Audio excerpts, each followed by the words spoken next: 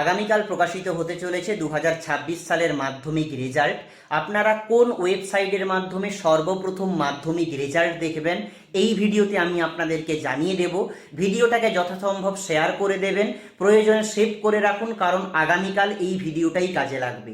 results.exambangla.com ওয়েবসাইটের মাধ্যমে আপনারা রেজাল্ট চেক করতে পারবেন এবং এই ওয়েবসাইটটাকে ওয়েস্ট বেঙ্গল মধ্যশিক্ষা পর্ষদ অনুমোদন দিয়েছে।